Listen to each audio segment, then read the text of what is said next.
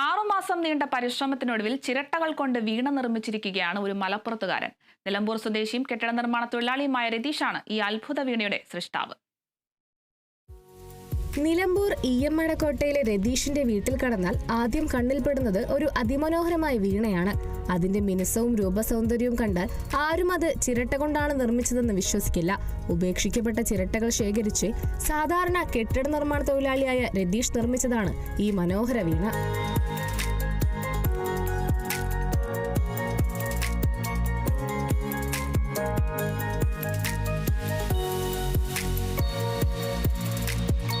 രതീഷിന് വീണ മീട്ടാൻ അറിയില്ല, ഗായകനുമല്ല. ഒരു വർഷം മുമ്പ് കുടുംബസമേതം മൈസൂര് കൊട്ടാരം സന്ദർശിച്ചപ്പോൾ കൈപ്പത്തിയുടെ വലുപ്പത്തിലുള്ള ഒരു ചെറിയ വീണ കണ്ടത് അദ്ദേഹത്തിന് പ്രചോദനമായി. പണിക്കിടയിൽ വീട്ടുകാർ ഉപേക്ഷിച്ച ചിരട്ടകൾ രതീഷ് ശേഖരിച്ചു. അവയിൽ നിന്ന് മികച്ചതായ ചിരട്ടകൾ തിരഞ്ഞെടുത്ത് കഷ്ണങ്ങളാക്കി സാൻഡ് പേപ്പർ ഉപയോഗിച്ച് മിനുസപ്പെടുത്തി പോളിഷ് ചെയ്തു. പശ ഉപയോഗിച്ചൊട്ടിച്ച് വീണയുടെ ആകൃതിയിലേക്ക് മാറ്റി. വീട്ടിലെ പൂജാമുറിയുള്ള സരസ്വതി ദേവിയുടെ ചിത്രത്തിലെ വീണയെ മാതൃകയാക്കി പണി തുടങ്ങി. ജോലിക്ക് പോയി വന്നും പുലർച്ചെ 4:30 എഴുന്നേറ്റും പണി തുടർന്നു. ഭാര്യ ഗീതവും മക്കൾ നിവേദ്, നവനീത്, നിവേദികയും ഓരോ ഘട്ടത്തിലും സഹായികളായി.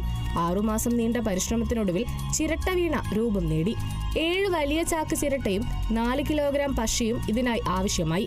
5.5 അടി നീളവും 10 കിലോഗ്രാം ഭാരവുമുള്ള ഈ വീണയ്ക്ക് ഒരു തമിഴ്നാട് സ്വദേശി ₹1,00,000 വാഗ്ദാനം ചെയ്തിട്ടുണ്ടെന്നും രതീഷ് പറയുന്നു.